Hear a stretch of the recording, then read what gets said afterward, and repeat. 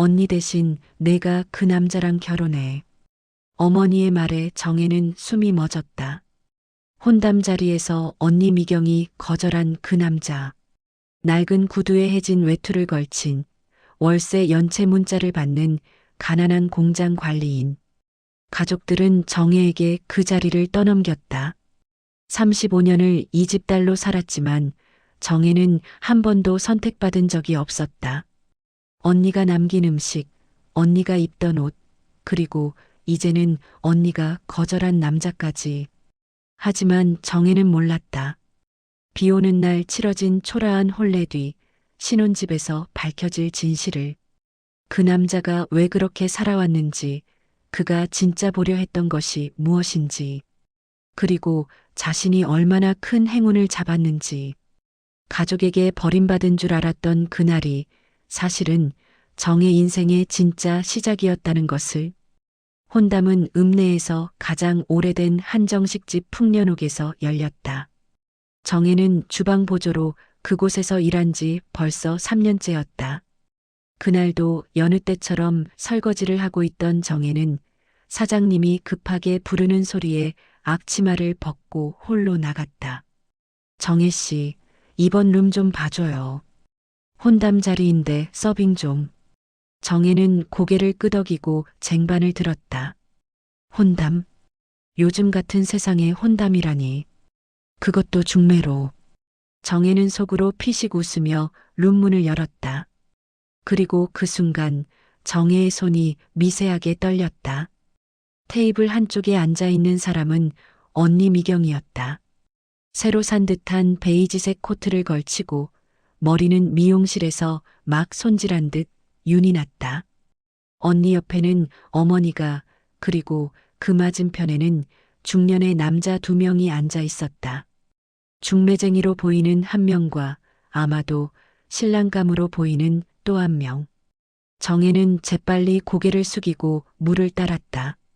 심장이 쿵쾅거렸다. 언니가 혼담을 한다는 말을 들은 적이 없었다. 아니, 가족들은 정혜에게 그런 이야기를 하지 않았다. 언제나 그랬다. 실례합니다. 정혜는 가능한 한 빨리 물을 따르고 나가려 했다.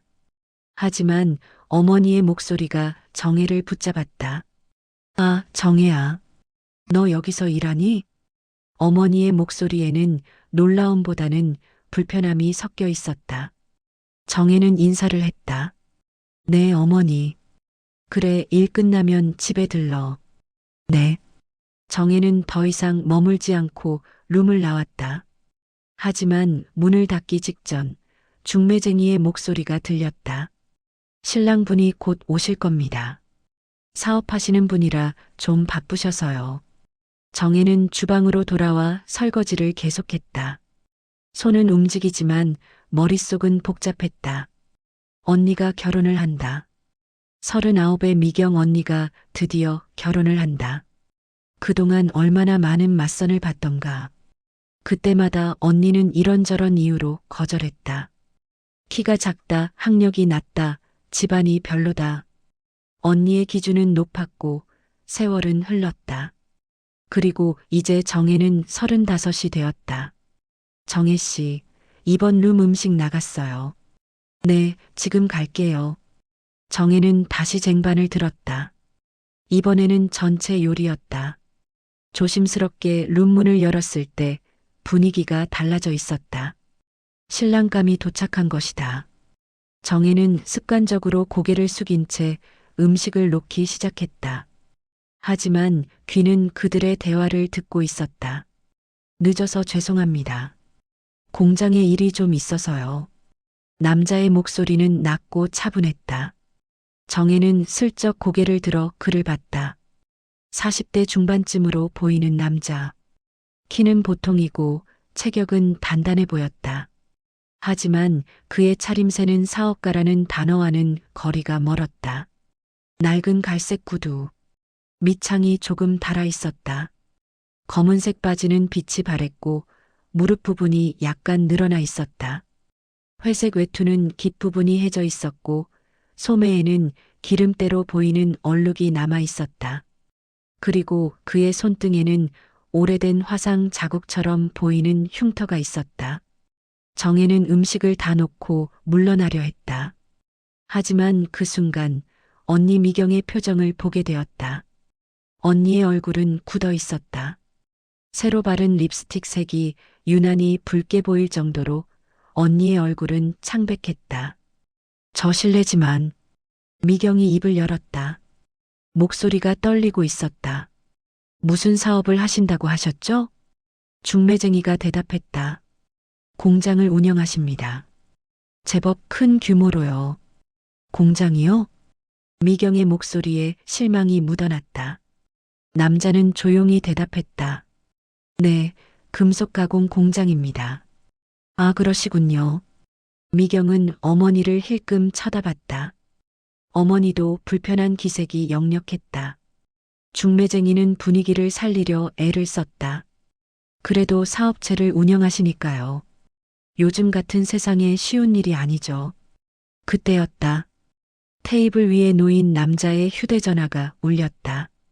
진동 소리가 조용한 룸 안에서 유난히 크게 들렸다. 남자는 재빨리 전화를 집어들었지만 화면의 문자 알림은 모두가 볼 수 있었다. 월세 연체 안내 2개월 연체 중입니다. 빠른 납부 부탁드립니다. 순간 룸 안의 공기가 얼어붙었다. 미경의 눈이 커졌고 어머니는 헛기침을 했다. 중매쟁이는 당황한 표정으로 남자를 봤다. 남자는 침착하게 전화를 주머니에 넣었다. 죄송합니다. 공장 사무실 전화입니다. 제가 공장 건물을 임대해서 쓰거든요. 하지만 그의 설명은 오히려 상황을 악화시켰다. 자기 건물도 없이 임대로 쓴다는 말. 그것도 월세를 2달이나 밀린 채. 미경은 천천히 자리에서 일어났다. 죄송하지만 화장실 좀 다녀오겠습니다. 미경은 룸을 나갔고 어머니도 따라 일어났다. 저도 잠깐. 정혜는 주방으로 돌아왔지만 마음이 불편했다. 언니와 어머니가 화장실이 아니라 식당 밖으로 나가는 것을 봤기 때문이다. 담배를 피우지도 않는 어머니가 흡연실 쪽으로 가는 모습이 보였다. 10분쯤 지났을까? 미경과 어머니가 돌아왔다. 미경의 얼굴은 단호했다. 룸에 들어선 미경은 가방을 들었다. 죄송합니다만. 미경의 목소리는 차가웠다. 저는 이런 분과는 결혼할 수 없을 것 같습니다. 미경아. 어머니가 말렸지만 미경은 이미 룸 문을 열고 나가고 있었다. 중매쟁이는 난처한 표정으로 어머니를 봤고 어머니는 황급히 미경을 따라갔다. 룸에는 남자와 중매쟁이만 남았다. 정혜는 주방 문 뒤에서 그 장면을 지켜보고 있었다. 남자는 그대로 앉아 있었다. 일어나지도 화를 내지도 않았다. 그저 창밖을 바라보고 있을 뿐이었다. 그의 옆모습이 이상하게 쓸쓸해 보였다. 이성호 사장님. 중매쟁이가 조심스럽게 말을 꺼냈다. 정말 죄송합니다. 제가 미리 말씀을 드렸어야 했는데 요즘 여자분들은 조건을 많이 따지시거든요. 괜찮습니다. 남자 이성호는 담담하게 대답했다. 어차피 저도 기대하지 않았습니다. 그래도 이렇게까지 하실 필요는 없는데 명함이라도 미리 드렸으면. 명함을 줘도 결과는 같았을 겁니다. 성호는 일어서며 말했다. 사람은 명함으로 판단하는 게 아니니까요. 결국 눈에 보이는 걸로 판단하죠. 그게 정직한 겁니다. 그는 외투를 걸쳤다. 해진 외투에 단추를 채우면서도 그의 손은 떨리지 않았다. 식사비는 제가 계산하겠습니다. 아, 아닙니다. 아닙니다. 이건 제 자존심 문제입니다. 성호는 룸을 나와 카운터로 향했다. 정혜는 재빨리 주방에서 나와 계산대로 갔다. 사장님은 이미 계산서를 끊고 있었다. 15만 원입니다. 성호는 지갑을 꺼냈다. 낡은 가죽 지갑에서 10,000원짜리 지폐들이 나왔다. 그는 조심스럽게 돈을 세어 카운터에 놓았다. 정혜는 그 장면을 보며 가슴이 먹먹해졌다. 성우가 식당을 나가려 할 때 밖에서 빗방울이 떨어지기 시작했다. 우산을 챙겨오지 않은 듯 했지만 그는 그대로 걸어나갔다. 외투깃을 세우고 빗속으로 사라지는 그의 뒷모습을 정혜는 한동안 바라봤다. 그날 저녁 정혜가 퇴근하고 집에 돌아왔을 때 거실에는 언니와 어머니가 앉아 있었다. 텔레비전은 켜져 있었지만 아무도 보고 있지 않았다. 왔니? 어머니의 목소리는 무거웠다. 네. 정혜는 가방을 내려놓고 부엌으로 가려 했다. 하지만 어머니가 불렀다. 정혜야, 앉아봐. 정혜는 멈춰섰다. 가슴이 두근거렸다. 이런 분위기는 좋은 이야기가 나올 때가 아니었다. 앉으라니까. 정혜는 조심스럽게 소파 끝에 앉았다. 미경은 팔짱을 끼고 창밖을 보고 있었다. 어머니는 한숨을 쉬더니 말을 꺼냈다. 정혜야, 너 오늘 그 자리 봤지? 네. 미경이는 저 사람이랑은 안 된다. 근데 중매쟁이가 그러는데 저 남자가 너무 신뢰를 당했다고. 그래서 체면상 그냥 넘어갈 수가 없다고 하더라. 정혜는 어머니가 무슨 말을 하려는지 알 것 같았다. 아니, 정확히 알았다. 하지만 믿고 싶지 않았다.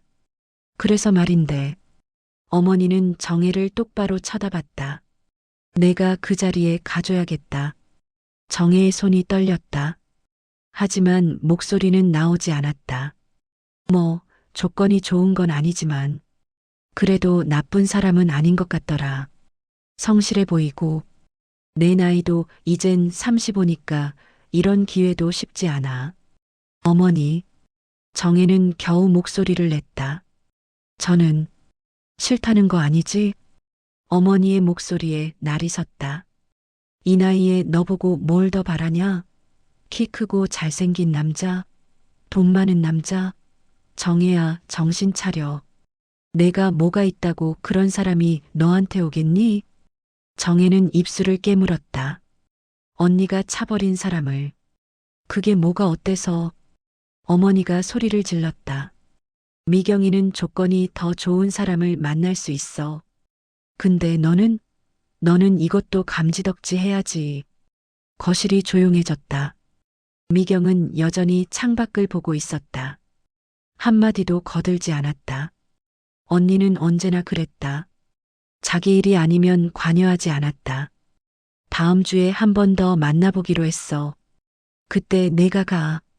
대답 안 해? 정혜는 고개를 들어 어머니를 봤다. 어머니의 눈에는 단호함만 있었다. 사랑도 미안함도 없었다. 알겠습니다. 정혜는 자리에서 일어나 방으로 들어갔다. 문을 닫고 침대에 누웠다. 눈물이 나올 것 같았지만 나오지 않았다. 이미 오래전에 다 말라버린 것 같았다. 정혜는 천장을 바라보며 생각했다. 35년을 이 집에서 살았다. 하지만 단 한 번도 선택받은 적이 없었다. 언니가 먹고 남은 음식, 언니가 입고 실증난 옷, 언니가 쓰던 방. 그리고 이제는 언니가 차버린 남자까지. 나는 이 집에서 뭐지? 정혜는 그날 밤 처음으로 그 질문을 스스로에게 던졌다. 일주일이 흘렀다. 다시 풍년옥에서 만남이 잡혔다. 정혜는 출근하지 않는 날이었지만 어머니의 지시로 식당에 가야 했다. 정혜는 최대한 수수한 옷을 골라 입었다. 회색 가디건에 검은색 면바지. 화장도 하지 않았다. 어차피 기대하지 않는 자리였다. 식당에 도착했을 때 성우는 이미 와 있었다. 이번에는 중매쟁이도 어머니도 없었다. 그냥 둘이서 보는 자리였다. 성우는 지난번과 같은 외투를 입고 있었다. 하지만 이번에는 조금 더 신경을 쓴 듯했다. 머리를 단정하게 넘겼고 구두도 닦은 흔적이 있었다. 안녕하세요. 정혜가 먼저 인사를 했다. 성우는 일어서서 고개를 숙였다. 안녕하세요. 이성우입니다. 한정혜입니다. 둘은 마주 앉았다. 어색한 침묵이 흘렀다. 성우가 먼저 입을 열었다. 저번에 많이 불쾌하셨죠? 정혜는 고개를 저었다. 아니요. 저는 지켜본 사람일 뿐이에요. 아. 성우는 그제야 정혜를 제대로 쳐다봤다. 정혜는 그의 시선을 피하지 않았다. 저번에 저한테 물 따라주셨던. 네. 거기서 일해요. 그러셨군요. 다시 침묵. 성우는 메뉴판을 펼쳤다. 뭐 드시겠어요? 아무거나 괜찮아요. 그럼 정식 2개 주세요. 성우가 주문을 했다. 종업원이 물을 가져다 주고 나가자 성우는 조심스럽게 말을 꺼냈다. 저 솔직하게 말씀드리는 게 나을 것 같아서요. 네. 저는 조건이 좋지 않습니다. 보신 대로 공장을 하는데 크지 않아요. 직원도 10명 정도고요. 집도 월세고 차도 없습니다. 정혜는 조용히 듣고 있었다. 결혼하면 넉넉하게 살긴 어려울 겁니다. 하지만 굶지는 않을 거예요. 그리고 성우는 잠시 말을 멈췄다가 이어갔다. 저는 거짓말은 안 합니다. 숨기지도 않고요. 있는 그대로 보여드리고 싶어요. 정혜는 그의 말을 들으며 묘한 감정을 느꼈다. 이 사람은 변명하지 않았다. 자기를 포장하려 하지도 않았다. 그냥 있는 그대로였다. 혹시 왜 이렇게 사세요? 정혜가 물었다. 이렇게요? 남들한테 오해받을 만한 옷차림, 생활 방식. 조금만 신경 쓰시면 달라 보일 텐데. 성우는 씁쓸하게 웃었다. 의도한 겁니다. 네. 사람을 보려고요. 성우는 창밖을 바라보며 말을 이었다. 10년 전에 제가 돈이 좀 있을 때가 있었어요. 사업이 잘 됐거든요. 그때 주변에 사람들이 많았습니다. 친구도 많고 소개팅도 많이 하고 다들 저한테 잘해줬어요. 그런데 사업이 안 되니까 다들 떠나더라고요. 친구들, 여자들, 심지어 가족들까지. 그때 깨달았습니다. 사람들이 나를 본 게 아니라 내 돈을 봤구나. 정혜는 아무 말도 하지 못했다. 그래서 결심했어요. 다시 돈을 모으면 이번엔 진짜 나를 봐주는 사람을 만나자고. 그래서 일부러 이렇게 사는 겁니다. 가난한 척? 그러면 사람의 본성이 보이거든요. 그럼 지금은? 지금은 괜찮아요. 10년 동안 다시 모았습니다. 많지는 않지만 그래도 살 만큼은. 정혜는 그를 다시 봤다. 해진 외투, 낡은 구두. 하지만 그의 눈빛은 흐리지 않았다. 오히려 또렷했다. 그런데 왜 저한테는 이렇게 솔직하게 말씀하세요? 당신은 이미 알잖아요. 성우가 웃었다. 저번에 보셨잖아요.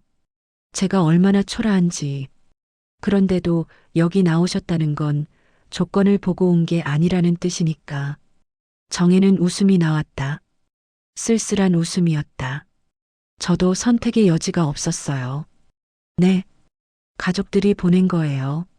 언니가 거절한 자리니까 저라도 가야 한다고. 성우는 잠시 멈칫했다. 그리고 조용히 물었다. 그럼 억지로 오신 건가요? 처음에는 그랬어요. 정혜는 솔직하게 대답했다. 근데 지금은 잘 모르겠어요. 억지로 왔지만 당신 말을 들으니까 조금 달라 보여요. 어떻게요? 솔직해 보여요. 거짓말 안 하는 사람처럼. 성우는 빙그레 웃었다. 그게 제 유일한 장점입니다. 음식이 나왔다. 둘은 조용히 식사를 했다. 어색하지만 불편하지는 않은 침묵이었다. 밥을 다 먹고 성우가 계산을 하러 가려 할 때 정혜가 말했다. 같이 내요. 아니요, 제가. 당신 지금 월세도 밀렸다고 했잖아요.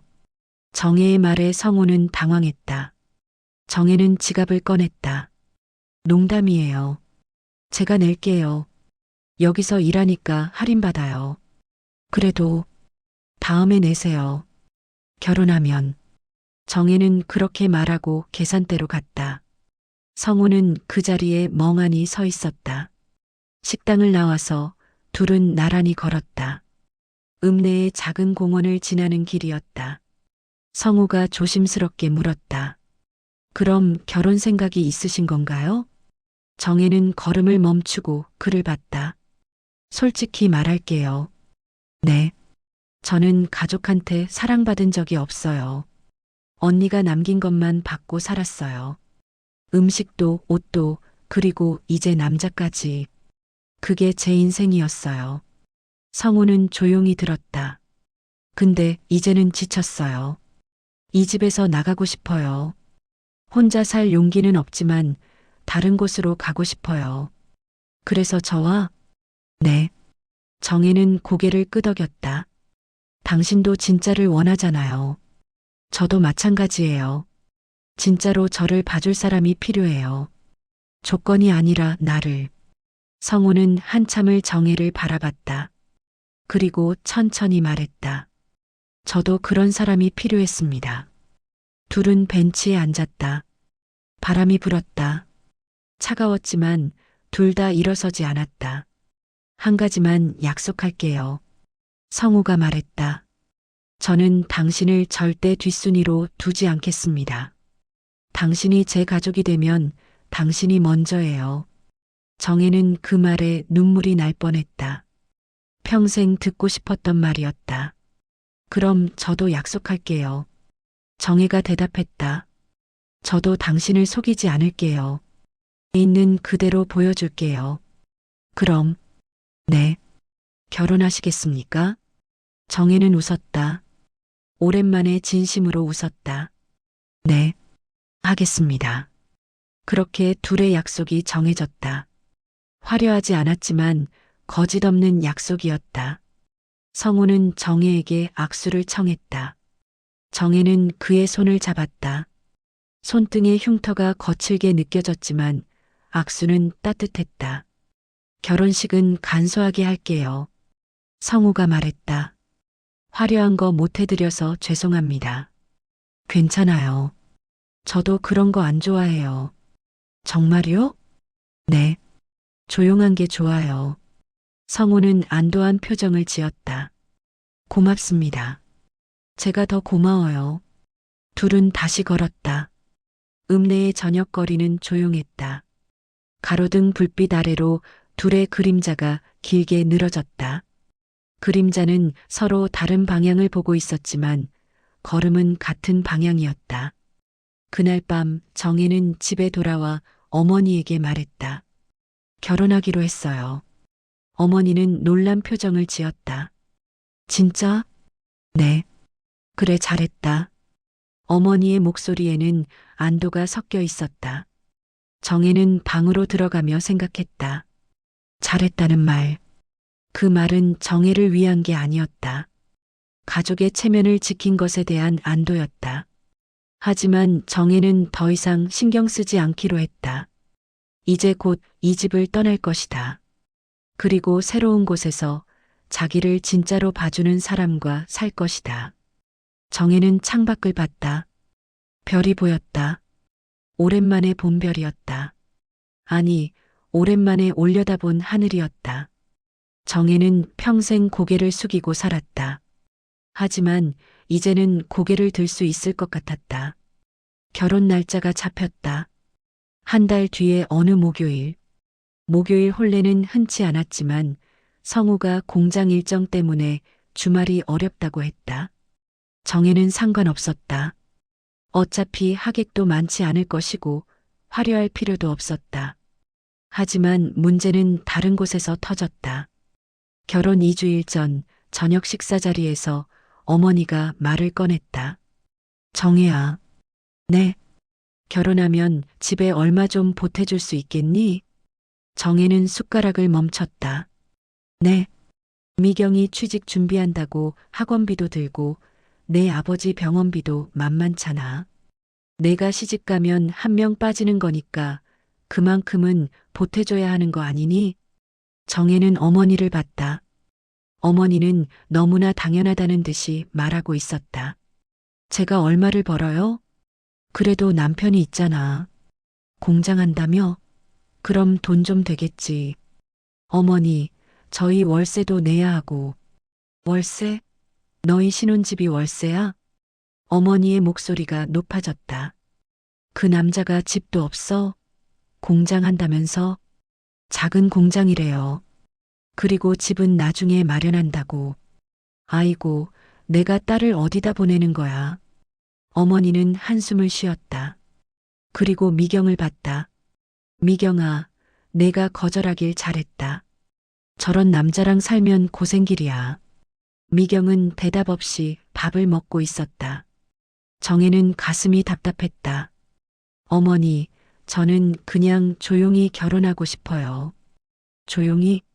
그럼 예단도 없고 예물도 없이 간다는 거야? 그런 것보다 중요한 게 뭐가 더 중요해? 어머니가 소리를 질렀다. 정혜야, 정신 차려. 결혼은 현실이야. 사랑? 그런 거 밥 먹여주냐? 집 한 채, 차 한 대, 통장 잔고. 그게 현실이야. 정혜는 더 이상 대꾸하지 않았다. 해봤자 소용없었다. 어머니의 생각은 절대 바뀌지 않았다. 그리고 말이야. 어머니가 덧붙였다. 결혼식 때 미경이도 좀 챙겨줘. 미경이 드레스 사야 하는데 내 결혼식 하객으로 오는 거니까 내가 사줘야지. 네. 왜? 언니한테 그것도 못 해줘? 정혜는 웃음이 나왔다. 기가 막힌 웃음이었다. 어머니, 저 지금 결혼 준비하는 사람이에요. 알아. 그래서 하는 말이야. 내가 받을 축의금으로 사주면 되잖아. 축의금은 제 거예요. 뭐? 제 결혼식이고 제가 받는 축의금이에요. 제가 쓸 거예요. 어머니의 얼굴이 굳었다. 한정혜, 너 지금 내 엄마한테 대드는 거야? 대드는 게 아니라 당연한 말씀드리는 거예요. 이것 봐. 시집도 안 갔는데 벌써 딴 마음 먹었네. 남편 만나니까 우리는 이제 필요 없는 거지. 정혜는 숟가락을 내려놓고 일어섰다. 잘 먹었습니다. 야, 한정혜. 정혜는 방으로 들어가 문을 닫았다. 뒤에서 어머니의 목소리가 들렸지만 정혜는 귀를 막았다. 평생 이렇게 살았다. 언니를 위해, 가족을 위해 자기 것을 내어주며. 하지만 이제는 아니었다. 정혜는 휴대전화를 꺼내 성호에게 문자를 보냈다. 오빠, 통화 가능해요? 곧 전화가 왔다. 네, 정혜 씨. 무슨 일이세요? 성호의 목소리는 차분했다. 그 목소리를 들으니 마음이 조금 가라앉았다. 그냥 목소리가 듣고 싶어서요. 무슨 일 있었어요? 아니요, 괜찮아요. 정혜 씨. 성호의 목소리가 단호해졌다. 저한테 거짓말하지 않기로 했잖아요. 정혜는 한숨을 쉬었다. 가족들이 결혼하면 집에 돈 보태달래요. 그리고 언니 드레스도 사주고. 근데 저는 그러기 싫어요. 평생 그렇게 살았는데 이제는 정말 싫어요. 성우는 잠시 침묵했다가 말했다. 하지 마세요. 네, 하지 마세요. 당신이 싫으면 하지 마세요. 근데 가족이. 정혜 씨. 성우가 끊었다. 이제 당신 가족은 접니다. 결혼하면 제가 당신 가족이에요. 당신이 원하지 않는 건 하지 마세요. 제가 지켜줄게요. 정혜는 그 말에 눈물이 났다.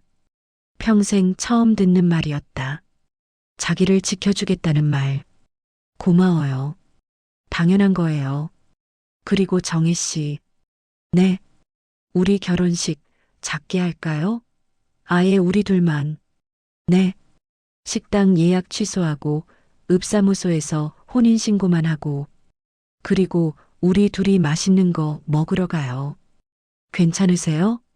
정혜는 웃었다. 눈물을 흘리면서 웃었다. 네. 좋아요. 그럼 그렇게 합시다. 가족들한테는 제가 말할게요. 괜찮아요? 괜찮아요. 이제 제가 할 일이에요. 전화를 끊고 정혜는 한참을 가만히 앉아 있었다. 가슴이 뛰었다. 두려움이 아니라 기대였다. 새로운 삶에 대한 기대. 다음 날 성우가 정혜네 집을 찾아왔다. 정혜는 놀랐다. 오빠 왜 왔어요? 어머니께 말씀드리러 왔어요. 뭐라고요? 성우는 미소 지었다. 같이 가요. 둘은 집으로 들어갔다. 어머니와 미경이 거실에 있었다. 성우가 들어오자 어머니는 놀란 표정을 지었다. 어머니, 안녕하세요. 이성우입니다. 성우는 정중하게 인사했다. 어머니는 어색하게 고개를 끄덕였다. 앉으세요. 아니요, 서서 말씀드릴게요. 성우는 어머니를 똑바로 봤다. 말씀드릴 게 있어서 왔습니다. 무슨? 정혜 씨와 저는 조용히 결혼하기로 했습니다. 식당 예약은 취소했고요. 읍사무소에서 혼인신고만 할 겁니다. 어머니의 얼굴이 굳었다. 뭐라고요? 그리고 성우는 말을 이었다. 결혼 후에도 이 집에 경제적 지원은 하지 않을 겁니다. 저희도 살아야 하니까요. 당신이 지금 어머니. 성우의 목소리는 차가웠다. 정혜 씨는 이제 제 가족입니다. 제 아내예요. 더 이상 이 집의 딸로서가 아니라 한 사람으로서 존중받아야 합니다. 존중? 내가 뭔데 우리 가족이래. 저도 이제 가족입니다. 정혜 씨의 가족. 그리고 앞으로 정혜 씨에게 부당한 요구를 하시면 저는 가만히 있지 않을 겁니다. 어머니는 할 말을 잃었다. 옆에 앉아있던 미경이 입을 열었다. 엄마, 그냥 놔둬. 어차피 우리랑 상관없잖아. 미경의 차가운 말에 정혜는 고개를 들었다. 언니는 자기를 보지도 않았다. 미경아, 엄마, 정혜 시집 가면 우리가 편해지는 거야. 한 명 덜 먹여 살리면 되잖아. 정혜는 언니를 봤다. 미경은 여전히 창밖을 보고 있었다. 그 모습이 이상하게 또렷했다. 정혜는 이제야 깨달았다. 언니는 자기를 가족으로 생각한 적이 없었다는 것을. 가시죠. 정혜가 성우에게 말했다. 네. 둘은 집을 나왔다. 뒤에서 어머니가 뭐라고 소리를 질렀지만 정혜는 돌아보지 않았다. 성우가 정혜의 손을 잡았다. 괜찮아요? 네. 정혜는 고개를 끄덕였다. 이제 괜찮아요. 둘은 걸었다. 뒤돌아보지 않고 앞만 보고 걸었다. 혼례 날이 다가왔다. 정혜는 짐을 쌌다. 많지 않았다. 옷가지 몇 벌, 책 몇 권, 그리고 어렸을 때 찍은 사진 한 장. 가족 사진이었지만 정혜만 구석에 작게 찍혀 있는 사진이었다. 정혜는 그 사진을 한참 보다가 서랍 깊숙이 넣었다. 가져가지 않기로 했다. 혼례 전날 밤 어머니가 방문을 두드렸다. 정혜야. 네. 문 좀 열어봐. 정혜는 문을 열었다. 어머니는 손에 봉투를 들고 있었다. 이거 내 혼수야. 봉투 안에는 현금 50만 원이 들어 있었다. 많이는 못 챙겨줘서 미안하다. 정혜는 봉투를 받지 않았다. 필요 없어요. 정혜야, 그래도 엄마가. 어머니. 정혜는 어머니를 똑바로 봤다. 평생 제가 뭘 원하는지 물어본 적 있어요? 한 번이라도 제 이야기 들어준 적 있어요? 어머니는 대답하지 못했다. 이제 됐어요. 어머니 할 일은 다 하셨어요. 저 키워주신 거 감사해요. 근데 이젠 그만 놔주세요. 정혜야. 내일 혼인신고하고 나면 저는 이 집 딸 아니에요. 그렇게 생각하세요. 정혜는 문을 닫았다. 뒤에서 어머니의 한숨소리가 들렸지만 정혜는 돌아보지 않았다. 혼례날 아침 비가 내렸다.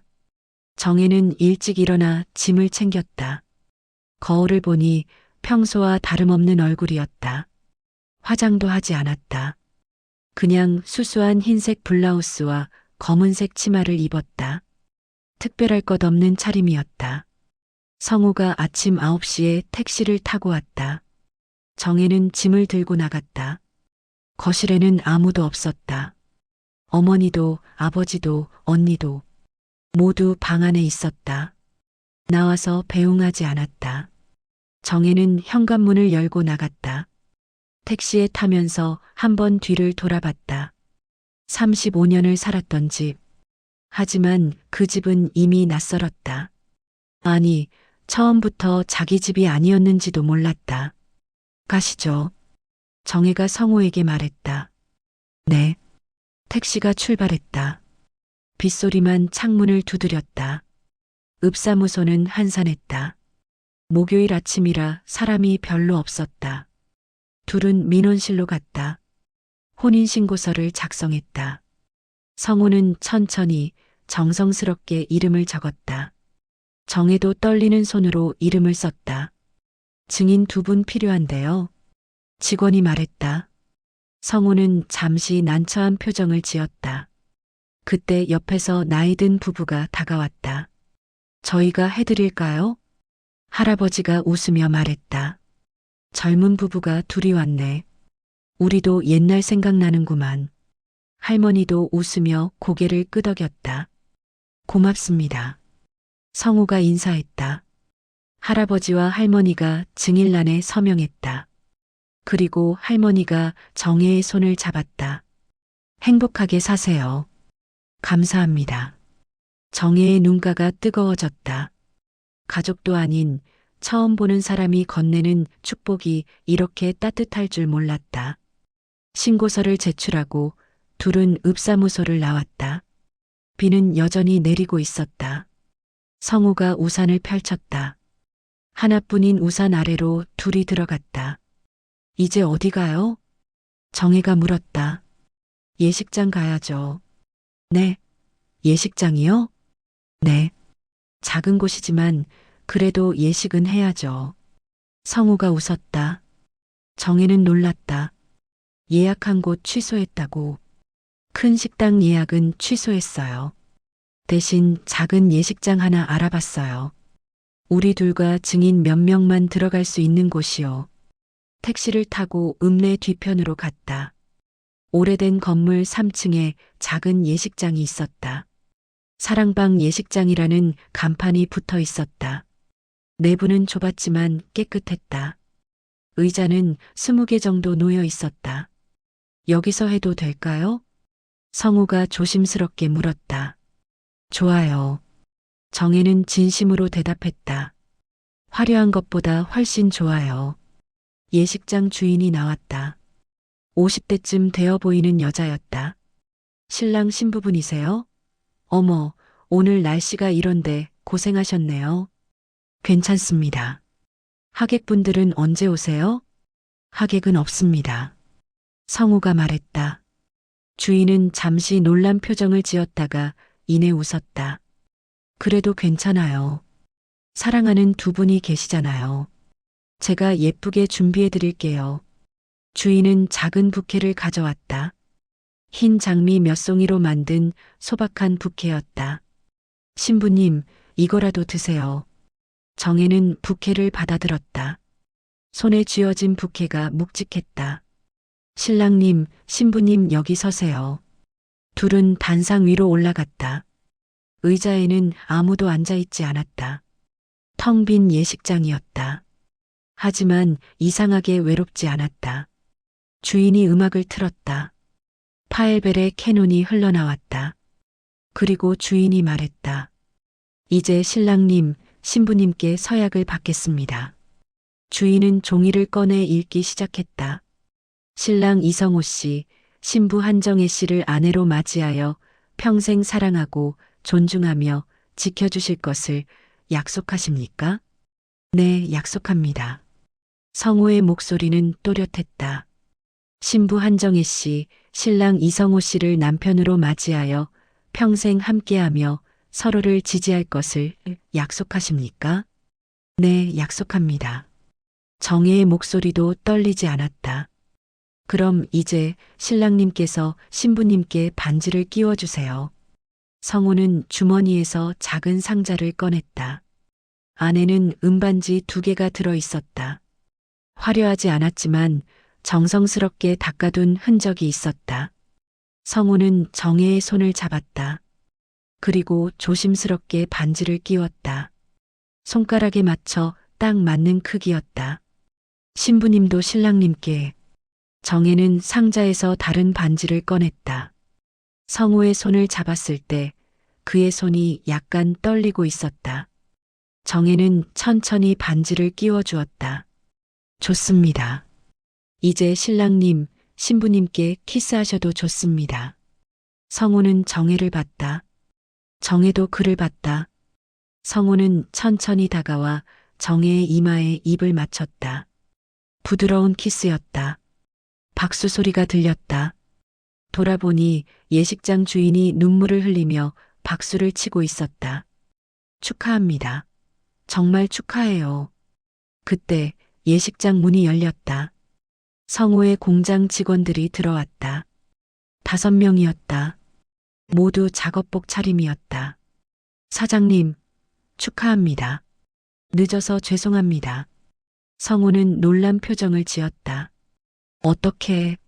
사장님이 오늘 결혼한다고 하셔서 저희가 찾아왔습니다.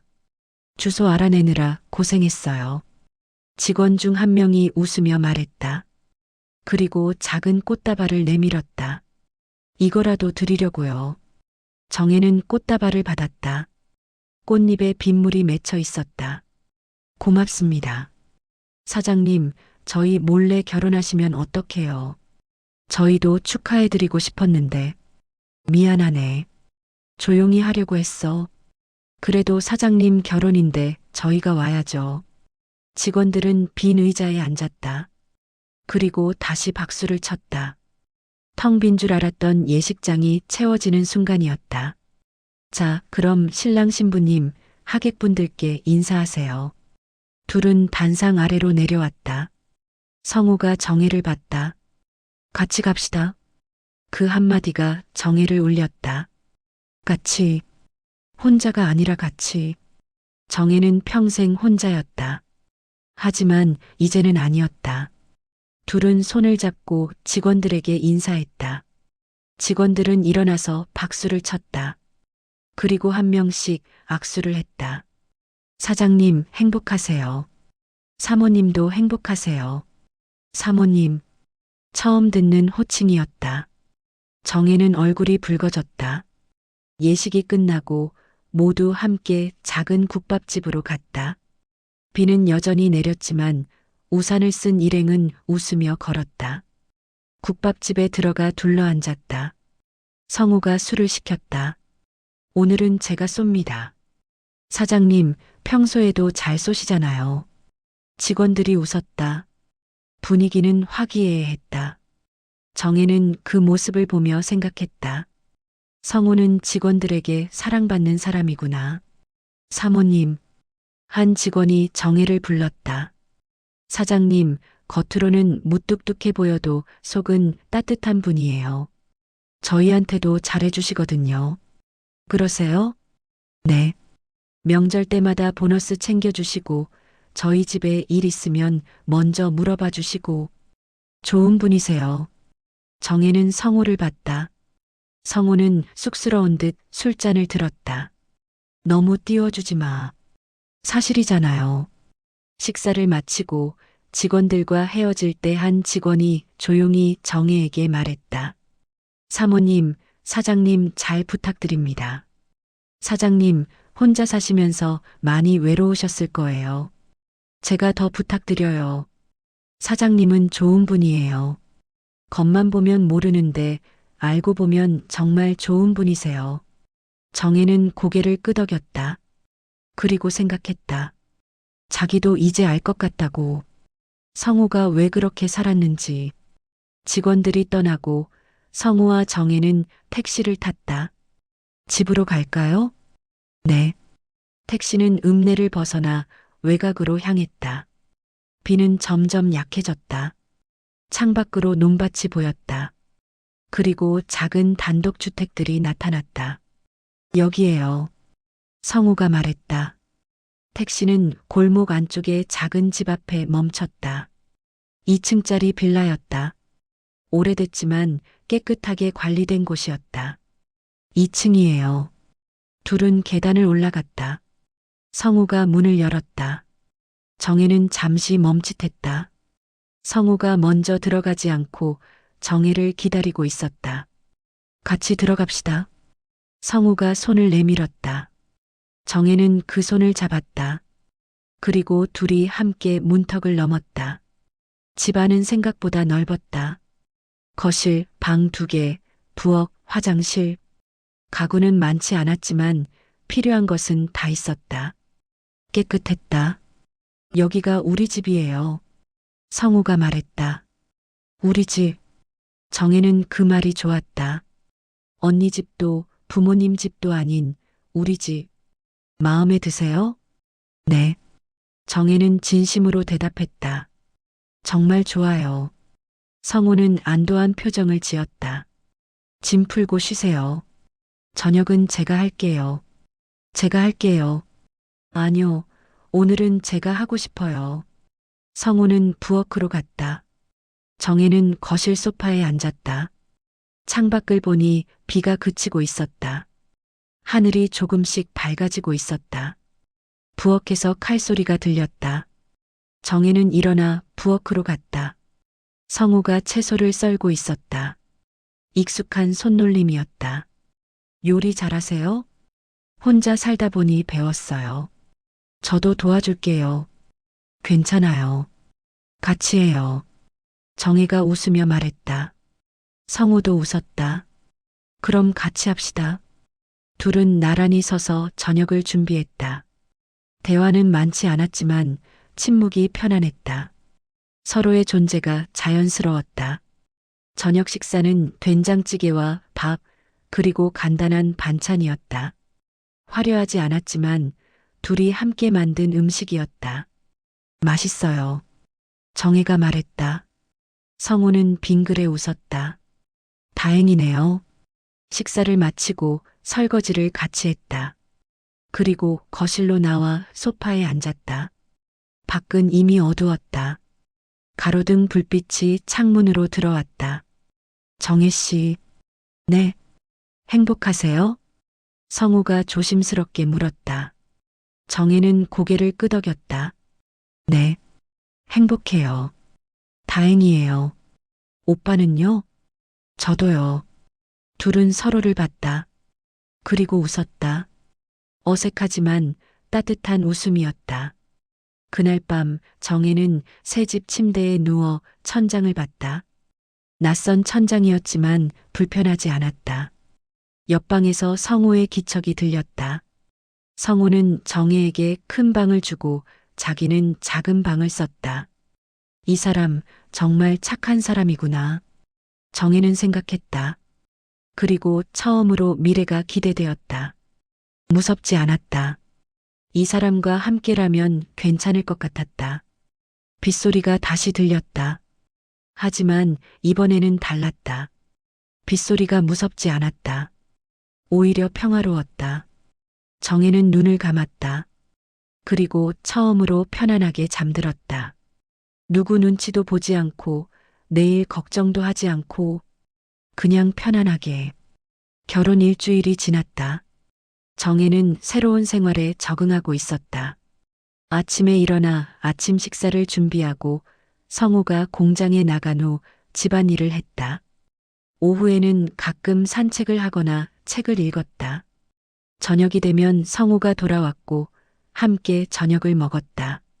평범한 일상이었지만 정혜에게는 모든 것이 새로웠다. 자기 의사대로 움직일 수 있다는 것, 누구 눈치도 보지 않아도 된다는 것, 그리고 무엇보다 존중받는다는 것. 성우는 정혜에게 간섭하지 않았다. 하지만 무관심한 것도 아니었다. 매일 저녁 오늘 어떠셨어요? 라고 물었고 정혜의 대답을 진지하게 들었다. 작은 것이었지만 정혜에게는 큰 의미였다.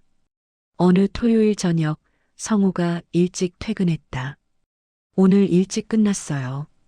그러세요? 저녁 준비할게요. 아니요, 오늘은 외식할까요? 외식이요? 네.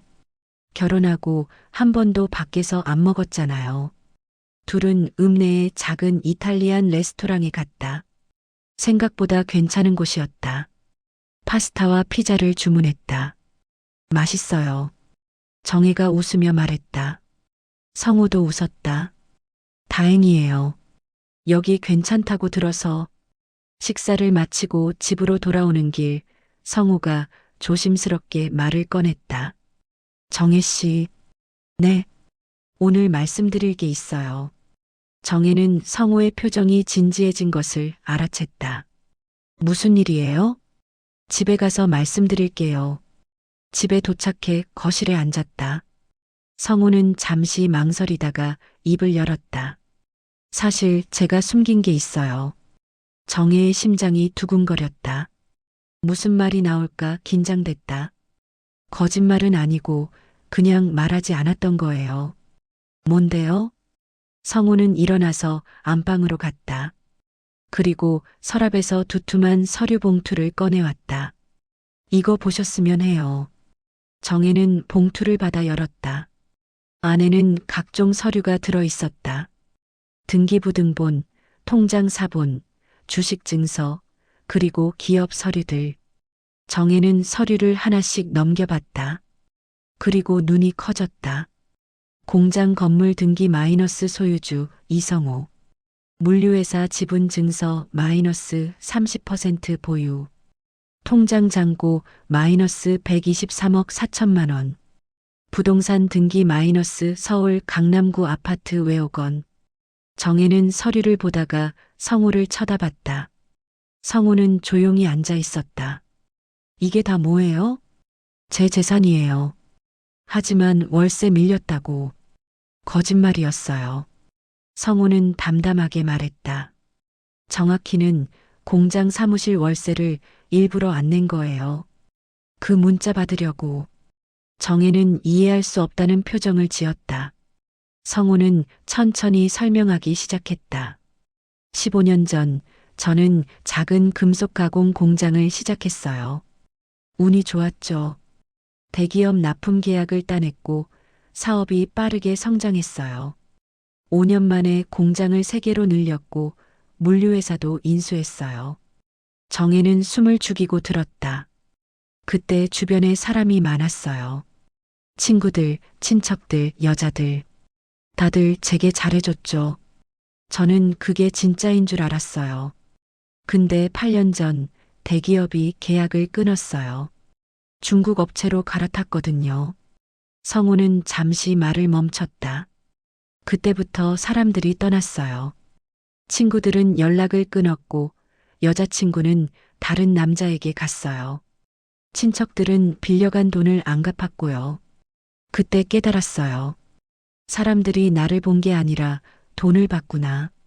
그래서, 네. 그래서 다시 시작했어요. 작은 공장 하나만 남기고 다 정리했어요. 그리고 조용히 재기했죠. 다른 대기업들과 계약을 맺었고 물류회사도 다시 키웠어요.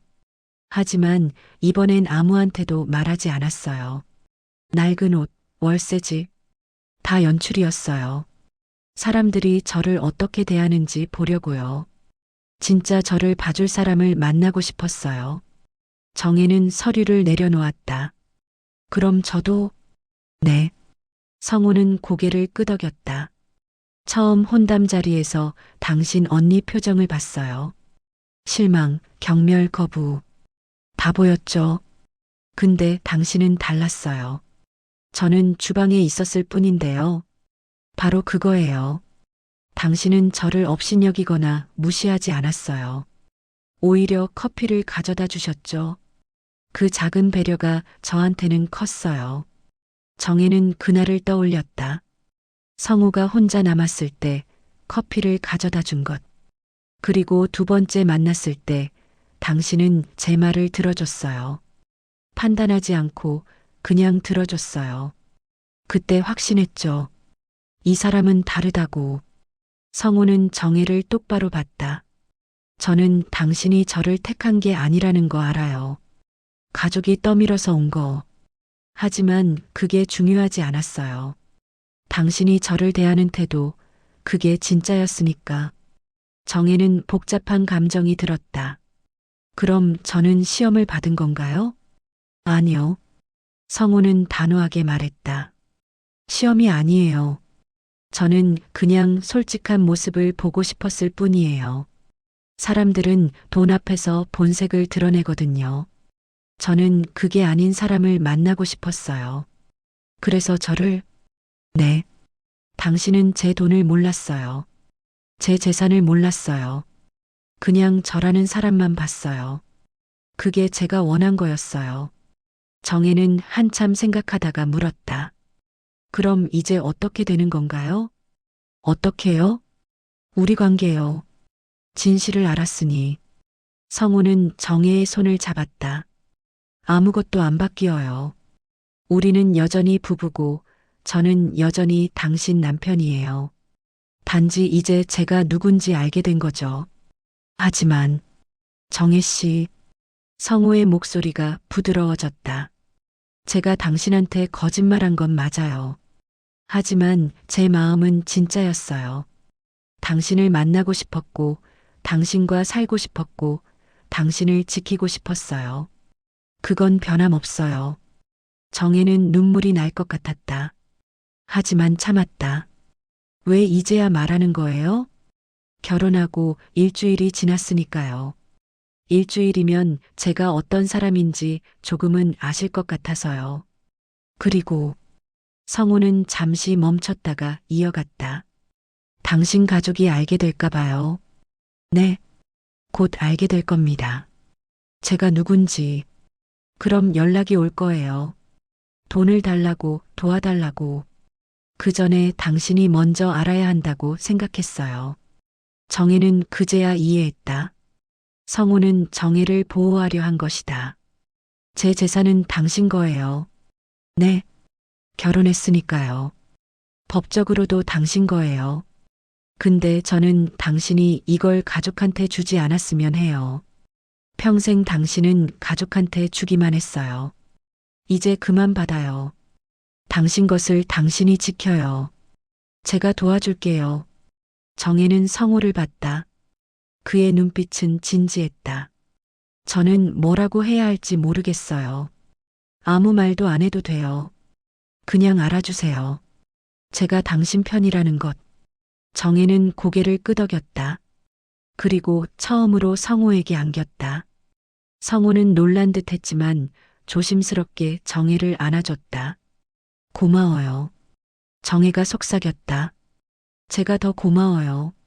둘은 한참을 그렇게 있었다. 거실 시계 소리만 조용히 울렸다. 다음 날 아침 정혜는 일찍 일어났다. 성우는 아직 자고 있었다.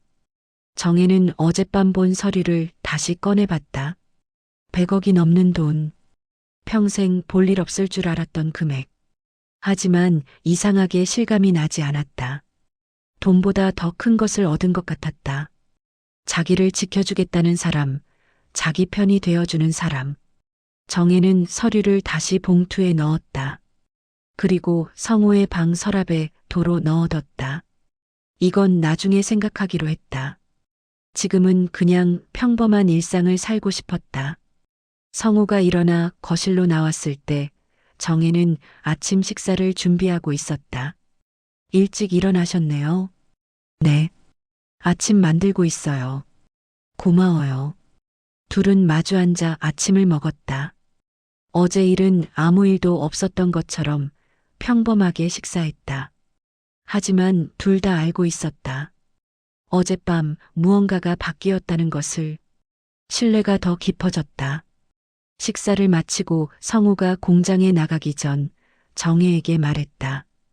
오늘 저녁에 공장 구경시켜 드릴까요? 공장이요? 네. 제가 어디서 일하는지 보여드리고 싶어서요. 좋아요. 그럼 오후 5시에 데리러 올게요.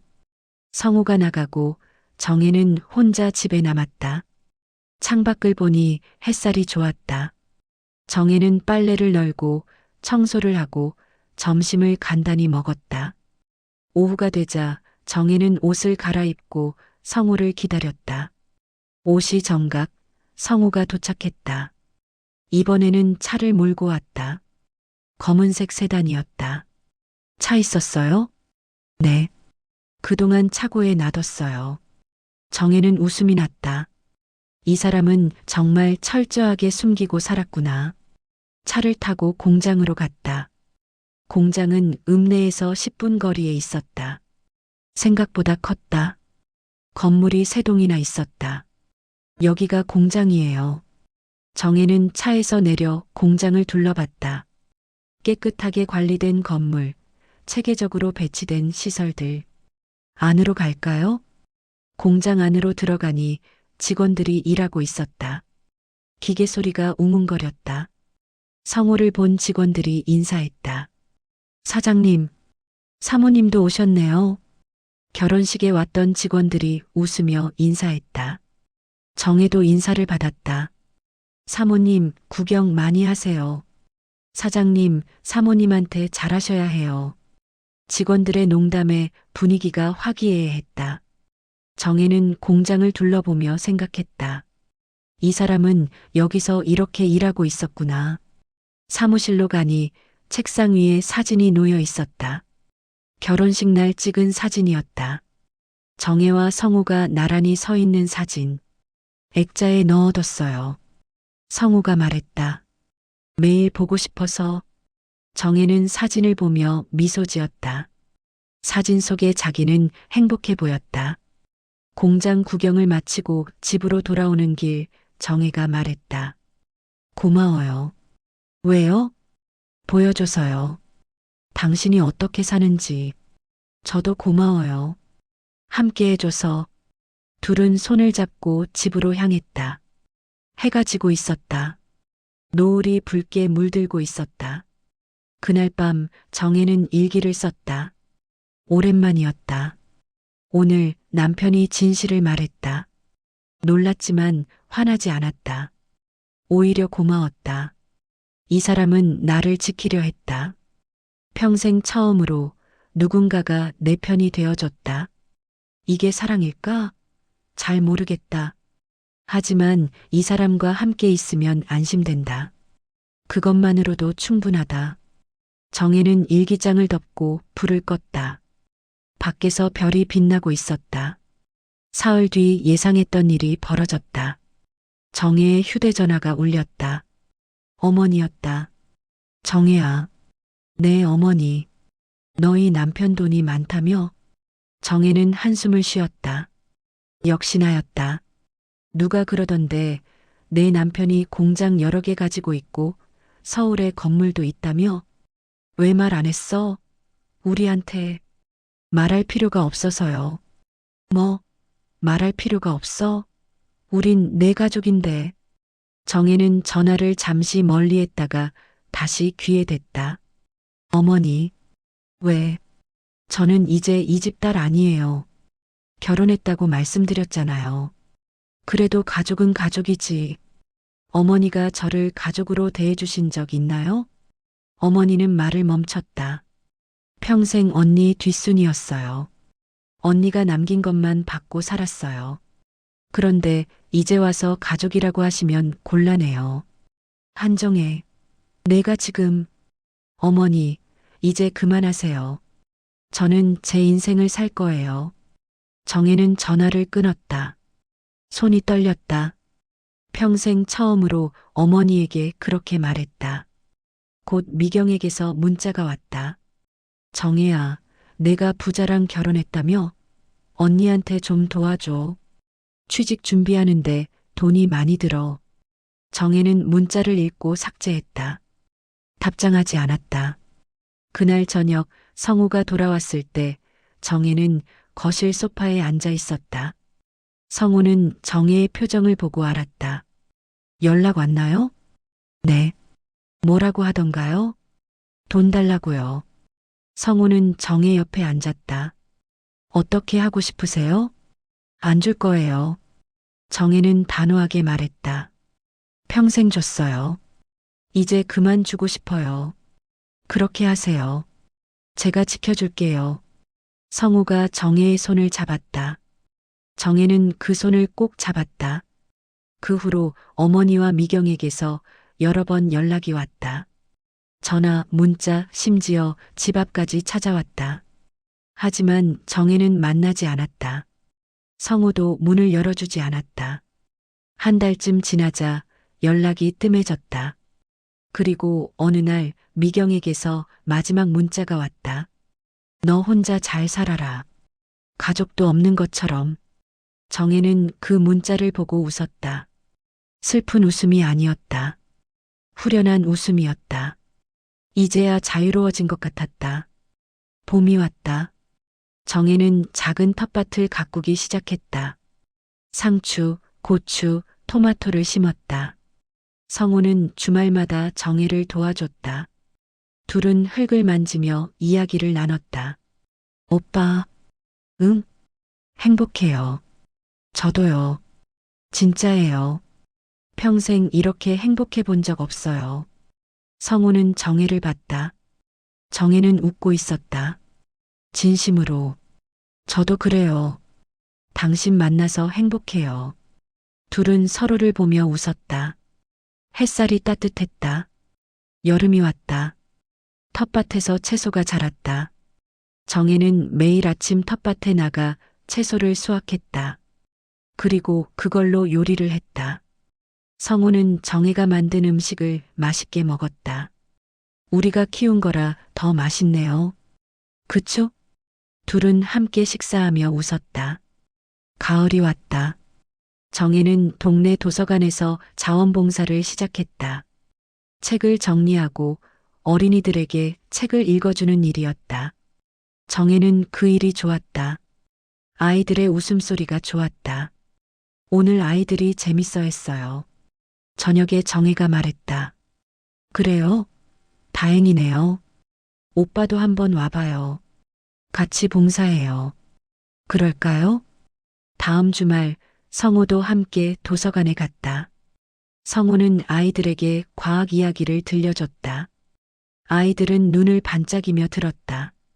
아저씨, 다음에 또 와요. 그래, 또 올게. 집에 돌아오는 길 성우가 말했다. 재밌었어요. 그쵸? 저도 좋아요. 우리도 아이 가지면 좋겠네요. 정혜는 놀라서 성우를 봤다. 성우는 쑥스럽게 웃었다. 아직 이르나요? 아니요. 좋아요. 정혜도 웃었다. 둘은 손을 잡고 걸었다. 겨울이 왔다. 첫눈이 내렸다.